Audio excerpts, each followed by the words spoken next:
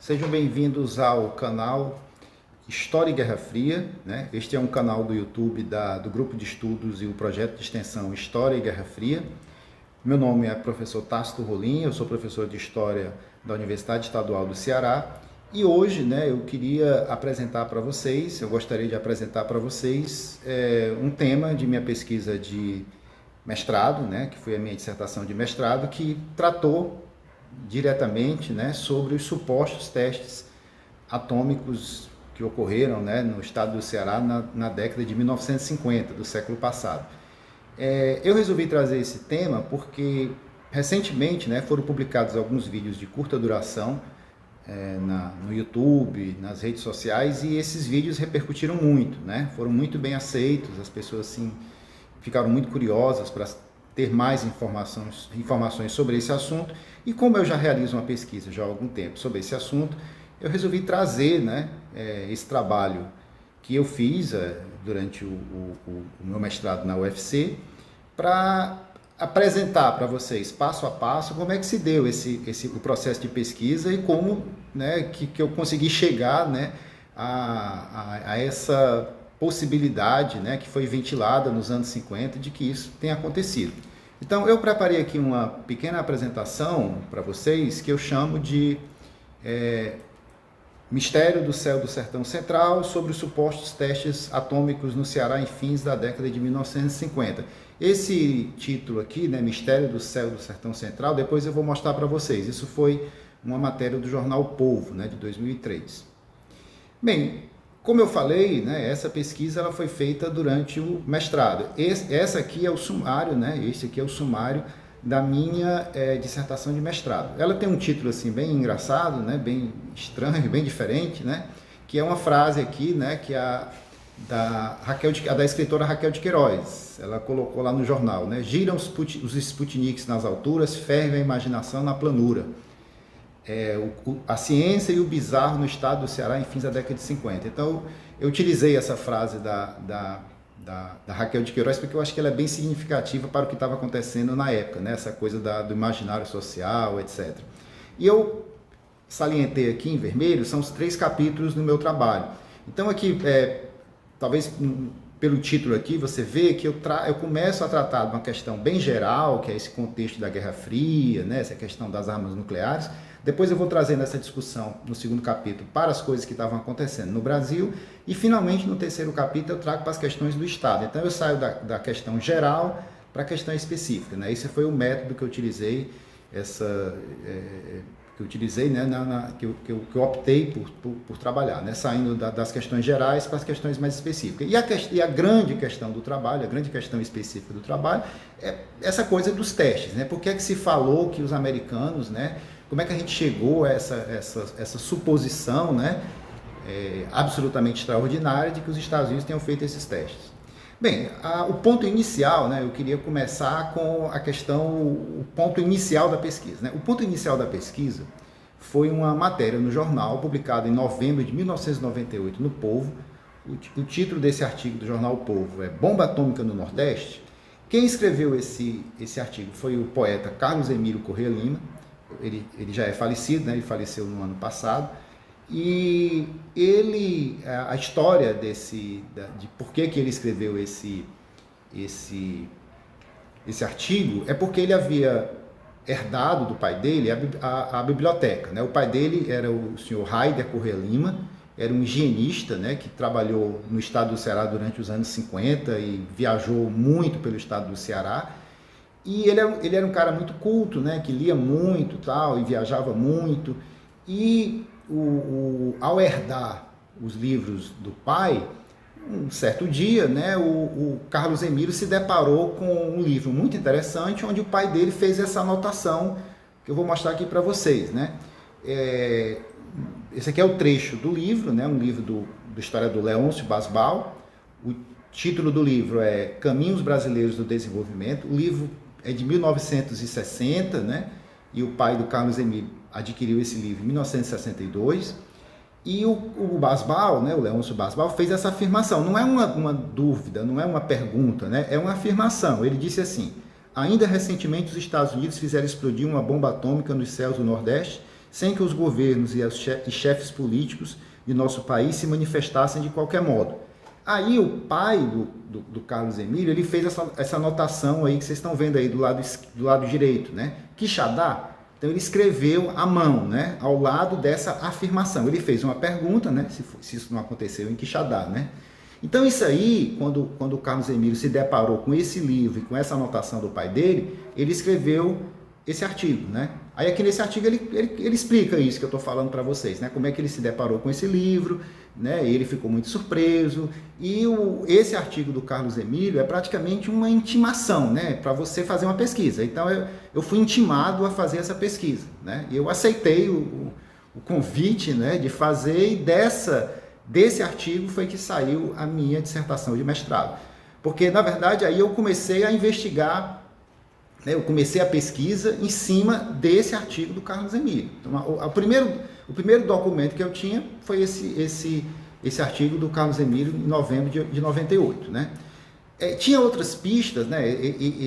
Essas informações que o Carlos Emílio deu, elas trazem outras pistas. Por exemplo, existe uma informação no livro do Leôncio Basbal, então ele faz essa afirmação, né?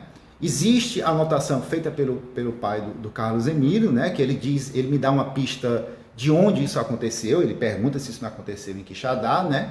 E o Basbal me dá uma pista também temporal, porque ele diz assim, né? Quando ele vai falar aqui, ele começa assim, ó, ainda recentemente.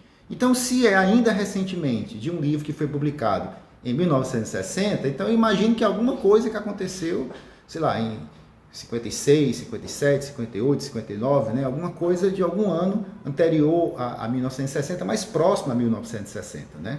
Então eu comecei a estabelecer alguns recortes, né? Então um recorte temporal, um recorte geográfico, quer dizer, eu não ia estudar toda a década de 50, eu ia estudar esses últimos anos da década de 50, eu não ia estudar isso em todo o Brasil, eu ia estudar isso no Nordeste, mais especificamente no Ceará e na cidade de Quixadá, né? Mas é claro que para que a pesquisa ficasse completa, para que eu pudesse achar alguma coisa sobre isso, né, relativo a esse período dos anos 50, eu precisaria ir aos jornais, né? Porque eu imagino que uma notícia tão espetacular como essa, né, uma notícia que fala sobre uma explosão atômica, que isso deve ter repercutido na imprensa, né? Então eu dirigi a hemeroteca da Biblioteca Pública Menezes Pimentel, aqui no estado do Ceará, né? E estabeleci também um recorte temporal, né, para eu pesquisar nessa biblioteca. Então, baseado na afirmação do Leôncio Basbal, que foi alguma coisa que aconteceu ainda recentemente, então eu pesquisei os jornais de 56 a 59. Há vários jornais, como vocês devem saber, dessa época. Existem outros, existe o jornal O Estado, existe o jornal Correio do Ceará. Eu optei pelo jornal O Povo, e isso eu fiz porque ele estava mais acessível na biblioteca, então ele tinha todo microfilmado, então eu optei por trabalhar apenas com esse jornal. Então assim, eu colocava lá o rolo do microfilme na máquina, né? E eu ficava vendo matéria por matéria. Eu tenho jornal por jornal, um por um, né? Cada um dos exemplares, ano a ano, né? Durante esses 56, 57, 50, durante 4 anos, né?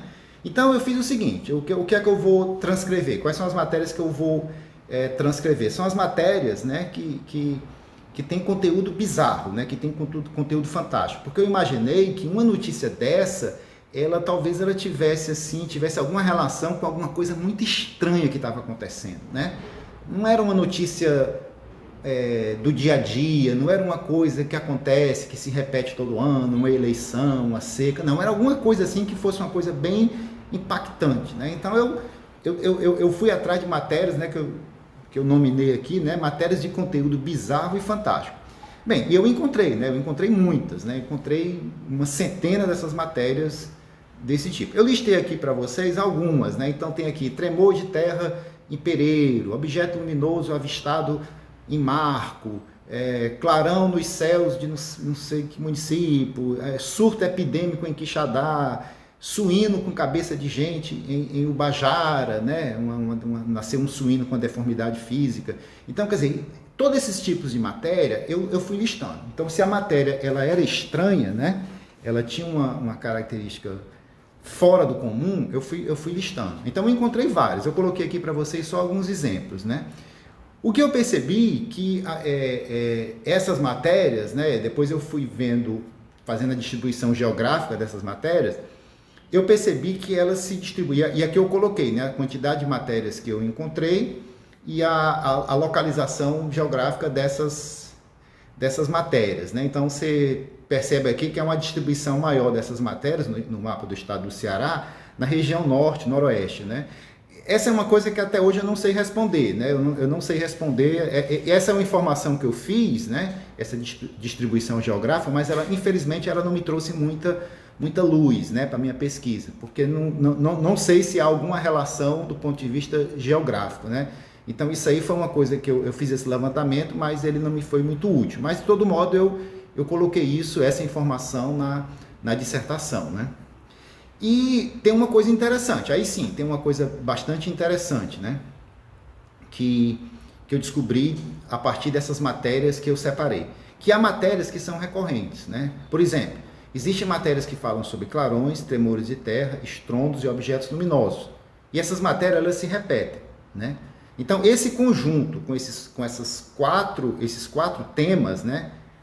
Clarões, tremores de terra, estrondos e objetos luminosos, eu vou começar a chamar isso aí de eventos, né? Esses são eventos, certo? E o curioso é o seguinte, em algumas matérias você encontra mais de um caso desse. Então, por exemplo, tem matérias que são só sobre um clarão que foi avistado no município, tem matérias que são sobre um objeto luminoso, mas tem matérias que falam de um objeto luminoso e falam de um estrondo. Então, às vezes, essas coisas se misturam, né? Então, eu posso ter uma matéria com mais de um tipo de evento desse tipo aqui, né? Então, essas coisas, elas se acumulam, né? Mas eu fiz a separação, fui muito cuidadoso, né, em fazer a separação uma por uma, né? Mesmo que ela esteja dentro vários deles estejam dentro de uma matéria só. Então, eu fiz essa distribuição, né? Eu encontrei uma série desses eventos, né, que são aqueles 4 lá, de clarão, estrondo, tremor de terra e objetos luminosos, e eu fiz a distribuição ao longo dos 4 anos, né? O que é que a gente observa? Eu coloquei nesse gráfico. A gente observa que há uma maior concentração desses episódios na segunda metade do período que eu selecionei, né? Então você vê que eles estão mais aqui à direita, né? Aqui à esquerda, praticamente só tem 2 aqui, né? Então, a partir de novembro de 57 é que se concentram esses episódios que eu achei nos jornais, né? No jornal O Povo. E tem outra, daquele gráfico, né? Eu fiz essa tabela aqui, né? Então, no total, foram 48 eventos, né, que eu encontrei. Eventos de clarão, tremores de terra, objetos luminosos e estrondo. Desse total, ao longo desses 4 anos, apenas 2 eventos estavam em 1956, que são esse aqui que está do lado esquerdo aqui desse gráfico, né? São apenas 2, ou seja, 4% do total. Em 57 são 11 eventos, 23% do total. Em 58, aí eu tenho uma disparada, né? São 24 eventos em um ano, 50% do total. E em 59, 11, 23% também. Então, já tem um dado interessante, né? Eu já tenho que prestar atenção no ano de 1958, porque o ano de 1958, 50% de tudo que aconteceu ao longo dos 4 anos, aconteceu em um ano. Né? 50% dos 48 eventos, eles aconteceram no ano de 58. Então, isso já é revelador de alguma coisa, né? Isso já foge, não é uma distribuição equilibrada ao longo dos 4 anos, né? Existem picos, né, de maior aparição em um ano do que em outro. Eu também percebi o seguinte, eu fiz a distribuição por tipo de evento, né? Então, eu separei, como eu falei para vocês, foram 48 eventos que eu separei, e 39 dos 48, eles eram de objetos luminosos, ou seja, 81,3% total. Então, isso também é muito revelador. Quer dizer, existe uma coisa reveladora que 50% está no ano de 58 e tem outra coisa reveladora de que 80% desses 48, eles são de objetos luminosos. Aí teve 5 estrondos, que são cerca de 10% do total, 3 tremores de terra, dá 6,3%, e um clarão, né, que corresponde a 2%. Então, isso aqui é um dado interessante, né? A grande maioria desses eventos, eles são de objetos luminosos. Então, isso aí já é um dado que eu tenho que ficar atento, né, para ele. Então, se eu também fizer a distribuição desses eventos por mês, né, eu vou perceber, eu pegando mês a mês, eu vou perceber que há uma concentração desses eventos entre novembro de 57 e novembro de 58. Então, nesse período de um ano, né, que vai de novembro de 57 a novembro de 58, eu vou ter 35% de tudo que aconteceu, de todos esses eventos. Ou seja, 35% do total representa 73%, né, porque foram 48. Então, 35 eventos de um universo de 48 dá 73%. Então, é muito significante, né? Você imaginar que em um período de um ano concentra 73% de todos os eventos. E desses 35 eventos, né, 31 são de objetos luminosos, ou seja, 89%. Então, a que conclusão eu cheguei? Que essas coisas aconteceram em um período de ano específico e elas se concentraram em um tipo específico também de evento, que são os objetos luminosos, né? E esses objetos luminosos, eu quero chamar a atenção para vocês, eles eram avistados nos céus, né? As pessoas estavam lá nas suas varandas, nas suas casas, né? E elas viam esses objetos luminosos passando no céu. E elas reportavam, né? Elas falavam, elas se comunicavam e isso acabava chegando nos correspondentes do jornal que tinha espalhado pelo interior do estado e eles mandavam essa notícia para a capital, para Fortaleza, e o jornal publicava, né? Bem, então como é que eu vou explicar, né? Como é que eu vou explicar essa concentração? Tanto a concentração no ano, né? Como a concentração nos céus, né? Então, aí vem aquela pergunta, o que acontecia de estranho nos céus naquele período, né? Aí eu coloquei aqui, OVNIs, né? Sim, os OVNIs, né? Essa coisa de discos voadores, né? Essa coisa é uma coisa já antiga, né? E é um fenômeno mundial, né? É bom deixar claro isso, né? Quem faz pesquisa nos anos 50, né? Começo dos anos 50, e a segunda metade dos anos 50, se você pesquisar em jornal, em qualquer lugar do mundo, você vai se deparar com isso, né? Tem até o Jung, né? O Carl Jung, ele escreveu um livro que é sobre o mito moderno sobre coisas vistas nos céus, né? Ele fala sobre os arquétipos, essa coisa toda, e ele vai falar sobre... ele pesquisou essa coisa dos discos voadores, porque ele disse que as pessoas estavam vendo alguma coisa, né? Que chamavam discos, OVNIs, UFO, sei lá. Mas existia alguma coisa que as pessoas estavam vendo que ninguém sabia explicar direito o que era, né? Podia ser simplesmente um surto de imaginação coletiva, enfim. Esse não é uma coisa que eu pesquisei, mas eu coloquei porque isso apareceu como uma explicação, né, na época. Na época, as pessoas diziam que essas coisas eram discos voadores, né, nos jornais. Então, eu trouxe aqui, né, eu fiz uma pesquisa também, eu peguei esse dado aqui, esse gráfico que eu estou mostrando para vocês, de um relatório da Força Aérea Americana, né, do projeto Blue Book, Livro Azul. Então, ele listou lá todos os avistamentos de objetos voadores não identificados e os objetos voadores identificados, de 47 até 69. No nosso caso, o que interessa é aquilo que aconteceu mais ou menos no final dos anos 50. Então, no final dos anos 50, vocês podem perceber aqui que tem um pico, né? Ó, esse pico aqui, né? Ó, esse aqui. Esse aqui é um pico de aparições no final dos anos 50. Então, teve um pico de aparições no começo dos anos 50, depois no final dos anos 50 e depois lá pelos anos 1960. Então, é interessante que isso aconteceu, quer dizer, essa coisa que aconteceu no mundo inteiro, porque esses dados aqui são dados do mundo inteiro. Então, essa coisa do mundo inteiro repercutiu também no estado do Ceará. Eu acredito que se alguém fizer essa pesquisa em São Paulo, no Mato Grosso, sei lá, em qualquer estado do Brasil, eu acho que ele vai encontrar dados semelhantes, porque, como eu falei para vocês, era um evento mundial isso, né? Então, como é que eu vou explicar, né? Como é que eu vou explicar essa concentração, né? Tanto no tempo como na questão do espaço, né, disso ter acontecido nos céus, né? Então eu lancei a pergunta, né? O que mais ocorria de estranho nos céus naquele período, né? A corrida espacial? De fato, a gente tinha uma corrida espacial, né? Inclusive, a partir de outubro de 57, o que foi que aconteceu? O Sputnik foi o primeiro satélite artificial. E como decorrência do Sputnik, né, que a União Soviética lançou, você teve um acirramento da corrida espacial. Então eu fui atrás de dados, né, desse acirramento da corrida espacial. Então, no que se refere aos Estados Unidos, né, esse acirramento da corrida espacial significou o aumento de lançamento de foguetes e mísseis de cabo canaveral. Aí eu trouxe aqui os dados, né, de lançamentos que foram feitos entre 1950 e 99. Esse período aqui, dos anos 60, 70, 80 e 90, não nos interessa muito, mas o importante é esse período aqui, né, dos anos 50. Então, vocês observem que nos anos 50 tem um aumento significativo, né, da quantidade de lançamentos anuais, né, de mísseis e foguetes de cabo canaveral. Aí você pergunta, mas por que é que os lançamentos de mísseis, o que é que os lançamentos de mísseis e foguetes de cabo canaveral tem a ver com o Nordeste brasileiro, né? Bem, tem tudo a ver. Por quê?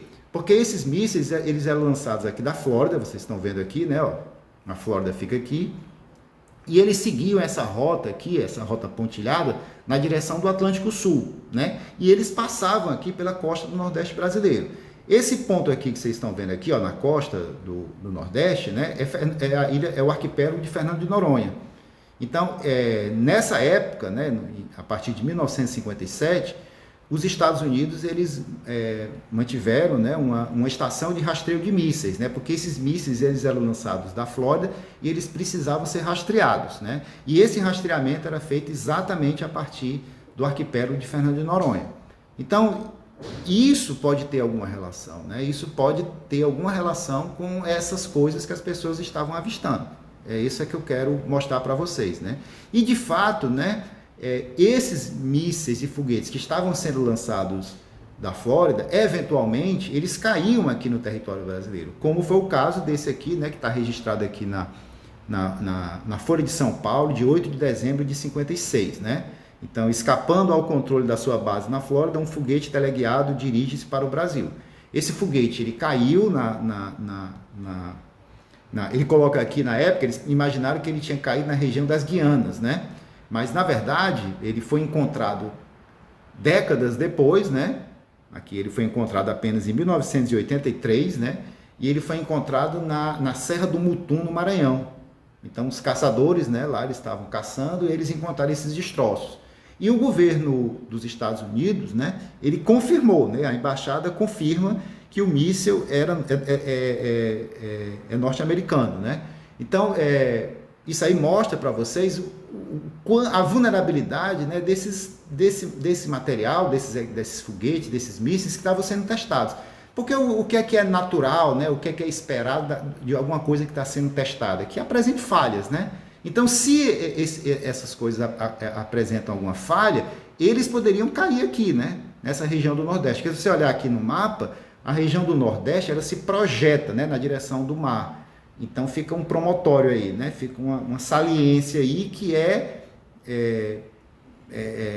possível, né, que essa coisa se desvia aqui da rota e acabe se precipitando no Nordeste, como de fato aconteceu. E o mais curioso é o seguinte, esses foguetes, eles são lançados ainda hoje da Flórida. E eventualmente eles continuam caindo no Nordeste brasileiro. Essa aqui é uma matéria do Diário do Nordeste de 2003, né? Desculpe, 2004, né? Então é aqui, objeto desconhecido cai do céu. Aí o pessoal chamou carinhosamente, né, de ovo do ET. Então, essa bola que vocês estão vendo aí na fotografia é um pedaço de foguete, né, um tanque de oxigênio de um foguete, e ele caiu no município na fazenda Cabeça de Vaca, em Boa Viagem. E o curioso é que se você ler aqui a matéria, né, você vai perceber que eles vão fazer referência a um raio de fogo, vocês estão vendo aqui, ó, cruzando os céus, né? Eles vão falar de um barulho de explosão, eles vão falar de abalos sísmicos, explosões, né? Tremores de terra, né? Então, eles vão fazer aqui e da coisa de um objeto luminoso que eles viram no céu. Então, essa matéria do jornal de 2004, do Diário do Nordeste, traz as mesmas descrições que eu encontrei nos jornais dos anos 50.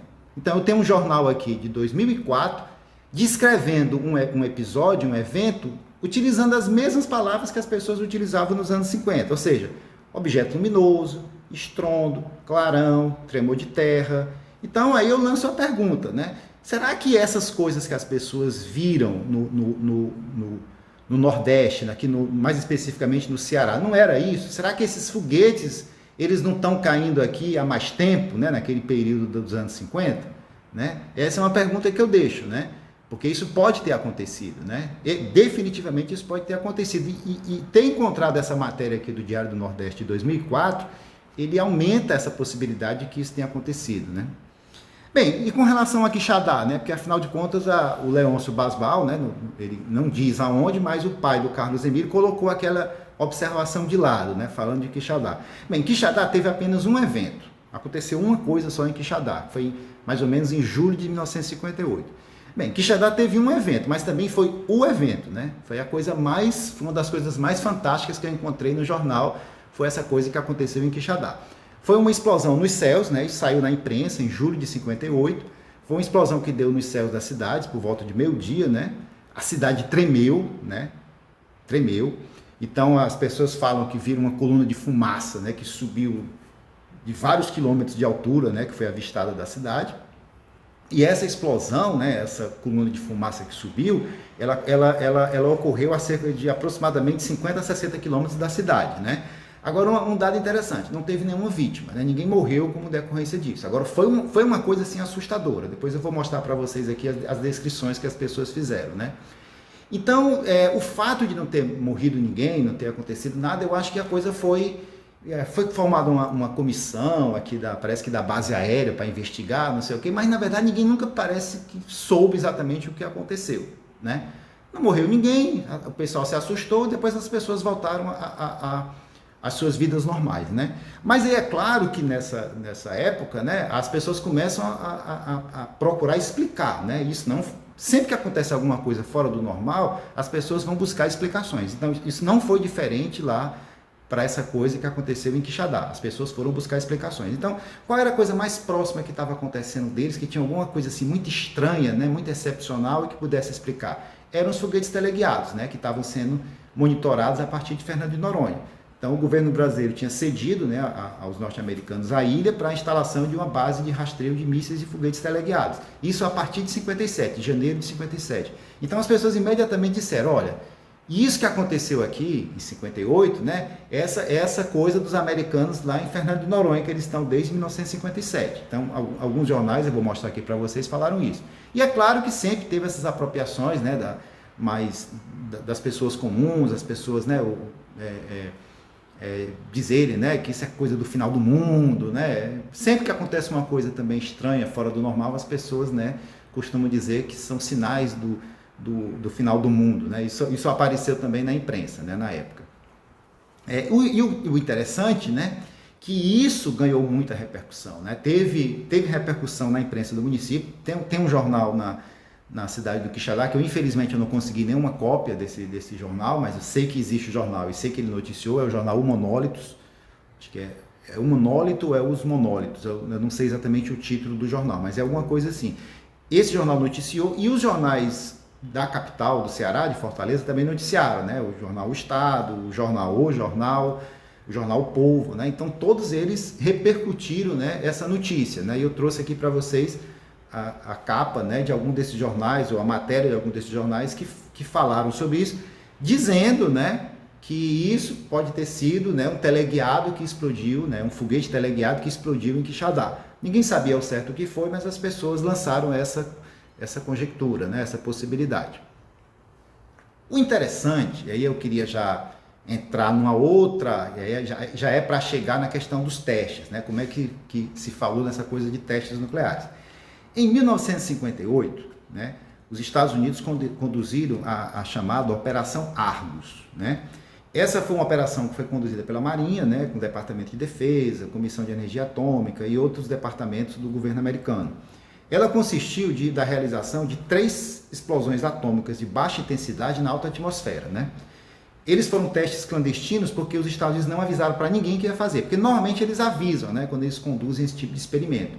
E eles não avisaram. Então, essas explosões foram realizadas no Atlântico Sul, lá perto das Ilhas Malvinas, né, entre o sul da América do Sul e o sul da África do Sul, lá embaixo mesmo no Atlântico Sul, né? E eles, como eu falei para vocês, né, eles mantiveram isso tudo em segredo. Eu poderia até falar um pouco mais sobre isso, mas eu vou falar aqui só a questão necessária para que vocês entendam o que foi essa Operação Argos. O ponto é que a questão essencial é que ela foi secreta. Eles não disseram na época, não disseram nada para ninguém. E uma coisa interessante é que ela aconteceu entre agosto e setembro de 58. Lembrem-se que aquela explosão em Quixadá, essa explosão aqui, ela é de julho de 58. Né? E essa operação aqui americana, secreta, essa explosão de armas nucleares, né, na alta atmosfera, foi entre agosto e setembro de 58. Foi nos 2 meses seguintes ao que aconteceu lá em Quixadá. Né?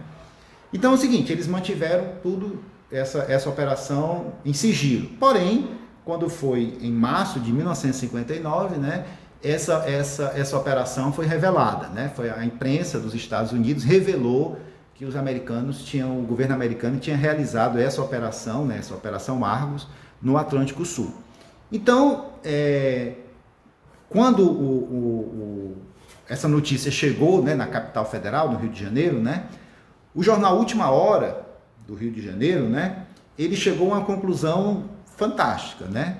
Ele concluiu, né, que as operações, a Operação Argos e os eventos que aconteceram em Quixadá são a mesma coisa. Né? Eles chegaram a essa conclusão. E por que eles chegaram a essa conclusão? Porque um repórter, né? Por que isso aconteceu lá no Rio de Janeiro? Porque tinha um repórter desse jornal Última Hora no Ceará em 1958. 1958 foi um ano de uma seca muito grande no estado do Ceará. E a imprensa do sul do Brasil, né, do sul e sudeste, eles cobriram eles fizeram a cobertura jornalística dessa seca. E o jornalista que esteve aqui no Ceará em 58, provavelmente, né, ele ouviu falar dessa coisa em Quixadá. Ele fez a matéria, fez a reportagem dele que tinha que fazer, voltou para o Rio de Janeiro. Quando, no ano seguinte, em março de 59, ele ficou sabendo dessa operação que os americanos realizaram clandestinamente no Atlântico Sul, aí ele juntou os pontos, né? Então ele diz, né, o que ocorreu no Quixadá foram as explosões clandestinas da Operação Argos. Né? Aí o jornal colocou essa matéria, né? Começou a divulgar isso. Então, quando o jornal publicou esse furo jornalístico, né? Essa matéria bombástica, né? Aí teve muita repercussão, né? Nos próximos meses. Né? Os cientistas, né? César Lattes, Leite Lopes, dentre vários outros, eles vão discutir os efeitos, né? Que isso tem na saúde da população. Né? Isso gera um debate acadêmico, né? Isso mobiliza câmaras municipais, isso mobiliza assembleias. Né? As pessoas pedem, né, que seja feita uma nota de repúdio. Então isso tem um alcance muito grande. Né? E os jornais, como vocês podem ver aqui, eles repercutem. Né? Explosões atômicas Yankees envenenam os céus do Brasil. Né? 3 bombas atômicas explodiram nos céus do Nordeste. Então vários jornais repercutiram isso. Né? Eles disseram que essas operações que os americanos realizaram no Atlântico Sul estão relacionadas com aquela explosão que aconteceu um mês antes em Quixadá. Então, essa é a origem, né? É a razão, né? Foi o motivo de ter se falado isso. Né? Então, essa possibilidade foi construída no Rio de Janeiro, né? Pelo jornalista do jornal Última Hora, a partir do conhecimento que ele tinha da explosão em Quixadá. E depois, quando o governo americano liberou essas informações sobre a Operação Argos. O interessante é que isso teve uma repercussão muito grande. Né? Deu, inclusive, né, no New York Times, essa aqui é uma matéria do New York Times, eu acho que é de abril de 59, né? E o jornal, ele repercute isso. Né? Ele vai dizer, né, falando aqui exatamente do jornal Última Hora, né, que é um jornal de esquerda, né? Ele vai dizer que o jornal reportou, né, que observadores em Quixadá, né, estado do Ceará, eles viram e ouviram uma violenta explosão aérea em julho de 58. E o New York Times aqui, ele vai chamar a atenção do seguinte, de que o Nordeste do Brasil, né, a cidade de Quixadá e a área onde aconteceram esses testes, eles estão a milhares de quilômetros de distância. Né? Então, fica meio assim incompreensível saber como é que pode, né, uma operação que foi realizada a milhares de quilômetros, como é que isso aconteceu em Quixadá. E tem também a questão do espaço geográfico, né, e do espaço temporal também, né, porque em Quixadá foi em julho e a Operação Argos foi em agosto e setembro. Porém, eu tenho mais informações sobre isso, né? Na verdade, eu poderia falar mais sobre isso, mas aí já é seria, talvez eu teria que fazer outra apresentação dessa para vocês. Porém, tem um artigo que eu publiquei na revista Tempo, da Universidade Federal Fluminense, que eu vou trazer mais detalhes sobre isso, né? Então, vocês podem pesquisar, depois no final aqui dessa transmissão, eu vou mostrar para vocês lá como é que vocês acham essa matéria da revista Tempo, né? Que publicou um artigo meu. Bem, a questão e hoje, né? Para onde é que foi a memória, né? E a história da explosão atômica do Quixadá, né? Ela foi exatamente para o município vizinho, né? A Madalena. Não sei se vocês conhecem bem a geografia aqui dos municípios do estado do Ceará, mas o município de Madalena é vizinho ao município de Quixadá, né? E lá no município de Madalena tem um pároco, né? Tem um padre que ele é norte-americano, o padre Richard Cornwall, ou então o padre Ricardo, né? Como as pessoas conhecem, que ele diz que essas explosões de atômicas, elas aconteceram, na verdade, na Serra da Cacimba Nova, que é uma área do município vizinha a Quixeramobim, em 1957. Né, isso aí parece que fica dentro do município de Madalena na época, né? E ele tem certeza, né? Ele afirma, ele traz dados de pessoas que morreram da radiação, ele entrevistou pessoas, então o padre ele tem assim uma certeza muito grande, né, de que isso aconteceu na cidade de Madalena. Porém, a gente tem problemas aqui, né? Porque no jornal eu não encontrei nada falando de Madalena ou Quixeramobim, né? Apesar de que é bom que se diga que a coisa não aconteceu em Quixadá, né? Aconteceu a cerca de 50 a 60 quilômetros da cidade.